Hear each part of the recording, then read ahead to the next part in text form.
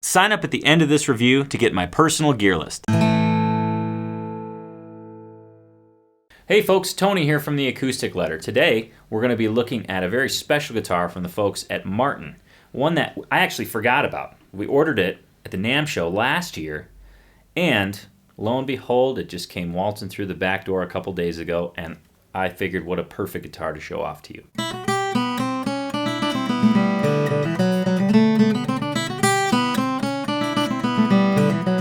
Before we get into the nitty-gritty on this instrument, I want to make sure that you sign up for the Acoustic Letter. Click the link below. You will be very happy and glad I suggested to do so. On to this very cool custom 0042 NAMM Special.